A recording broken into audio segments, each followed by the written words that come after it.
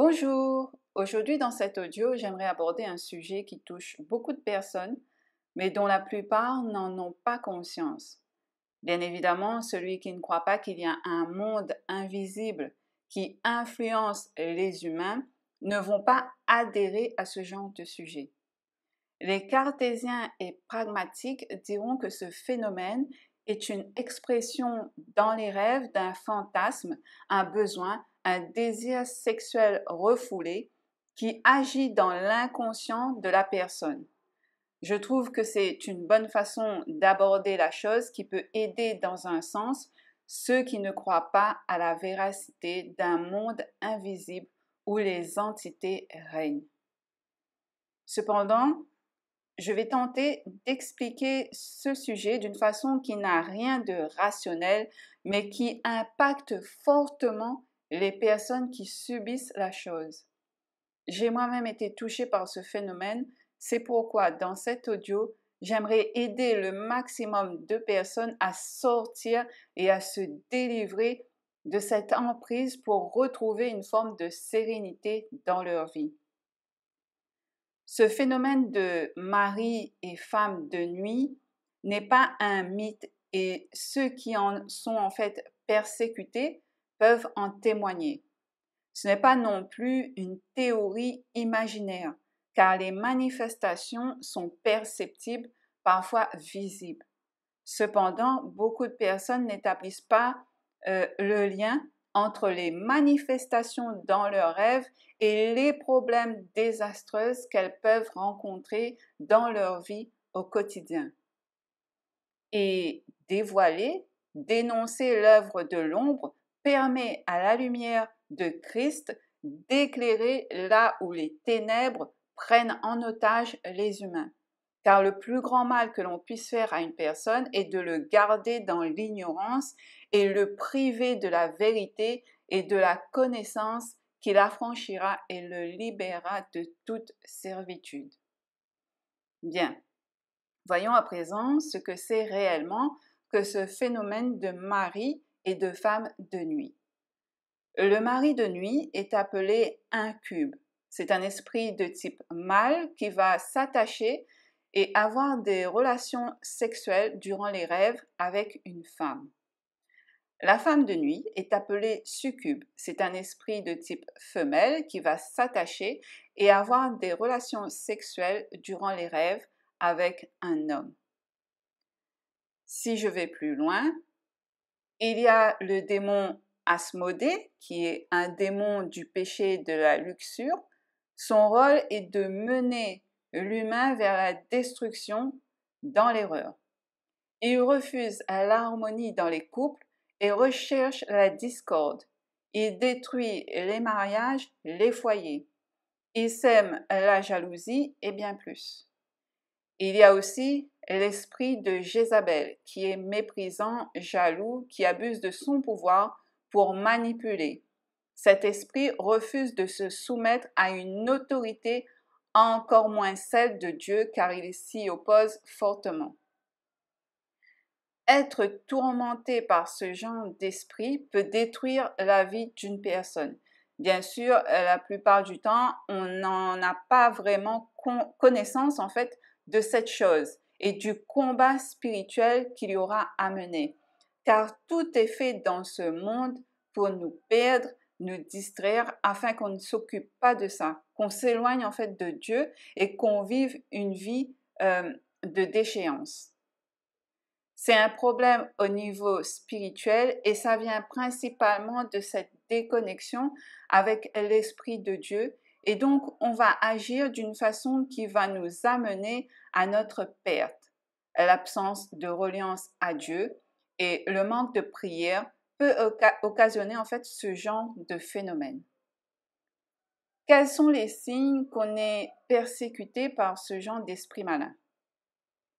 Eh bien, le premier signe, et bien sûr, c'est en fait la relation sexuelle dans nos rêves et qui paraissent très, mais vraiment très réelles.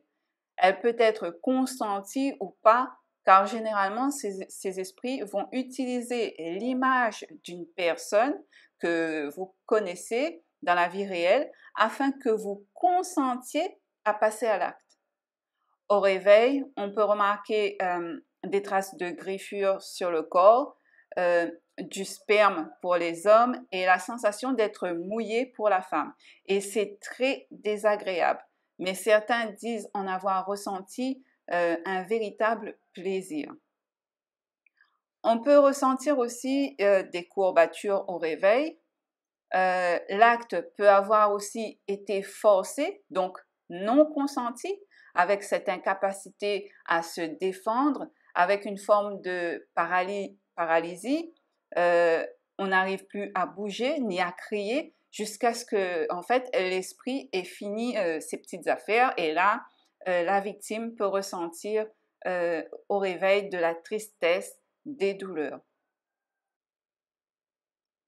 Les sensations varient d'une personne à une autre, car on peut en fait percevoir à l'extrême une forme, une odeur, une respiration, surtout lorsque l'on est en fait hypersensible. Ce signe, c'est un phénomène que parfois on a honte en fait d'en parler. Ce genre de relation sexuelle qu'on a dans nos rêves fait que parfois on préfère cacher. On ne comprend pas trop ce qui se passe, surtout si on est en couple avec une personne et que dans le rêve, on était avec une autre personne. Voilà, c'est difficile en fait d'aborder le sujet. Et comme ça se passe au niveau invisible, on va se taire parce que on aura peur en fait d'être pris pour un obsédé ou un fou. Mais quand on comprend ce phénomène, il ne faut pas avoir honte d'en parler afin de s'en délivrer et ne pas supporter encore longtemps ce genre de servitude sur soi. On peut aussi rêver de mariage où l'on se marie. Et là, ça peut alerter sur éventuellement un mariage spirituel que l'on a avec ce genre d'esprit. Autre signe qu'on est sujet à ce genre d'esprit, et là on va venir en fait plus dans la vie réelle. Mais là, je tiens à dire qu'il ne faut pas en faire une généralité. Il faut essayer de garder son discernement et ne pas tomber dans l'exagération, car il se peut que votre problème n'ait pas cause de ce genre d'esprit. Ok? On va essayer de garder un minimum la tête froide. Alors, les signes peuvent être les disputes fréquentes, voire violentes au sein de son couple, la jalousie, l'adultère, les ruptures. L'esprit du mal ne souhaite pas que sa victime soit avec quelqu'un d'autre, qu'elle ait des relations, une intimité avec une autre personne que lui, si bien que la femme peut avoir une forme de frigidité sexuelle et l'homme une impuissance. Il peut y avoir aussi une perte de désir de l'autre ou carrément ne pas avoir envie d'être en couple. Aussi un non-consentement par rapport au mariage. Voilà, on ne veut pas se marier.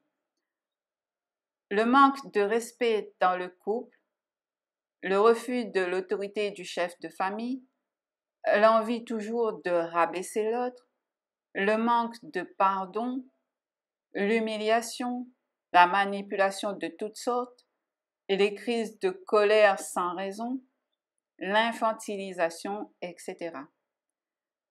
Les violences, que ce soit psychologiques ou physiques, mais là, je vais faire un point. Écoutez-moi bien, les violences d'aucune sorte sur une personne ne doivent être tolérées ni acceptées. On ne doit pas trouver une excuse à la violence. Il faut se protéger si on en subit. Personne n'a le droit de violenter une autre personne. Voilà. Je vais continuer avec les signes. Il peut y avoir la masturbation, les films ou photos pornographiques. En fait, c'est une forme de porte ouverte à ce genre d'esprit. Si vous en êtes addict, c'est peut-être un point à vérifier. Une personne qui ne connaît pas de stabilité au niveau relationnel et essuie des échecs amoureux, c'est aussi un signe. Le célibat prolongé avec difficulté de trouver quelqu'un peut aussi être un signe.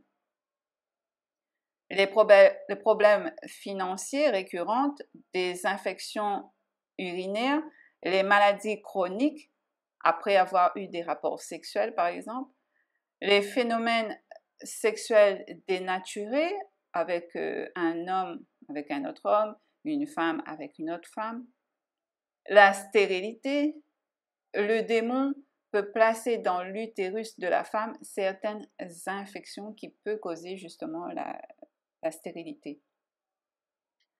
Parfois, ce genre d'esprit s'attache à une personne suite aussi à des pratiques occultes générationnelles qui a été fait par les parents ou grands-parents ou arrière-grands-parents ou que nous avons pratiqué nous-mêmes. Et donc, ça a ouvert une porte. Ce genre d'esprit est dans la vie d'une personne pour la détruire ses biens, l'empêcher d'être heureuse et d'être dans la confusion et le brouillard permanent. Voilà à peu près les signes, mais il peut y en avoir beaucoup d'autres en fait. Comment faire pour s'en délivrer? Alors, pour s'en délivrer, il faut renoncer à certaines pratiques comme l'occultisme, la pornographie par exemple. Ne pas écouter aussi les voix qui nous insufflent de créer une dispute, une violence, une colère. La prière est primordiale et à la fin de l'audio, je vais en lire 2 et les écrire en description. Mais vous pouvez aussi trouver plein en fait de prières de délivrance sur YouTube. Mais le but de la prière est de le prononcer soi-même avec autorité afin d'avoir plus d'effet et pouvoir délier tout ce qui vous encombre en fait dans votre vie. Rassurez-vous, on peut s'en défaire avec la foi et la consistance dans la délivrance. Il faut prendre la décision ferme de refuser les conséquences, leur influence désastreuse dans votre vie. Vous avez le pouvoir et l'autorité de Jésus-Christ de chasser ce qui est impur et de restaurer votre vie. Seul Jésus-Christ enlève les esprits impurs. Il faut déclarer le divorce avec le mari ou femme de nuit et sceller l'acte de divorce avec le sang de Jésus-Christ. Le jeûne biblique, les louanges, les paroles de Dieu aident aussi beaucoup. Alors, voici 2 prières. Alors, je vais vous donner un exemple de prière de délivrance et protection. Père céleste, je viens à toi au nom puissant de Jésus-Christ. Je veux prendre autorité sur mes rêves, sur mes nuits et sur ma vie. Je renonce à tous les esprits qui sont venus dans mes rêves. Je renonce et divorce de toute relation avec les esprits au nom de Jésus-Christ. Je résiste et dissous toute attaque de marabouts, sorciers, magiciens, occultistes et devins qui m'envoient des esprits de nuit au nom de Jésus-Christ. J'applique le sang de Jésus-Christ sur ce genre de rêve. Esprit de nuit, vous n'avez plus de droit de venir dans mes rêves. Je vous chasse hors de mes rêves et de ma vie au nom puissant de Jésus-Christ. Je vous chasse hors de mes nuits et de ma vie au nom puissant de Jésus-Christ. Mes nuits et ma vie sont protégées au nom de Jésus-Christ. Merci Seigneur pour ma délivrance. Exemple de prière de divorce par rapport au mari ou femme de nuit. Moi, et vous mettez votre prénom, au nom de Jésus-Christ, je divorce d'avec toi, esprit impur, aujourd'hui et je t'interdis au nom de Jésus-Christ de revenir m'oppresser, m'obséder, agir sur mon corps et dans mes parties intimes. Je t'interdis de venir influencer sur ma vie, au nom de Jésus-Christ. Je lie tout esprit de mari ou de femme de nuit, tout esprit d'Asmodée et de Jézabel. Je prends autorité au nom de Jésus-Christ sur tout esprit anti-mariage.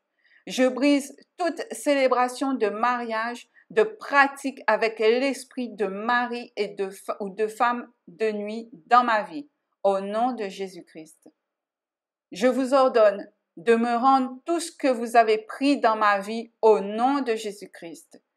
Je te commande, toi, esprit d'Asmodée, de Jézabel, au nom de Jésus-Christ, d'aller au pied de la croix de notre Seigneur Jésus-Christ pour qu'il dispose de vous comme il se doit. J'invoque le sang de notre Seigneur Jésus-Christ sur tout mon corps et je suis libre et dégagé de tout lien impur dans le nom de Jésus. Merci Seigneur. Pour conclure sur ce sujet, si vous dormez et que vous faites ce genre de rêve, mais que vous avez la possibilité par la grâce de Dieu de vous réveiller, n'hésitez pas à faire une prière pour chasser cet esprit afin que vous puissiez redormir sans crainte d'une nouvelle attaque. Il ne supporte pas le nom de Jésus, donc il va arrêter de vous embêter si vous avez pris autorité ferme. Voilà, j'espère que cette vidéo vous sera utile. Si vous avez des questions, vous pouvez toujours m'écrire. Même si vous avez un témoignage à faire pour aider les autres, pourquoi pas. À très bientôt!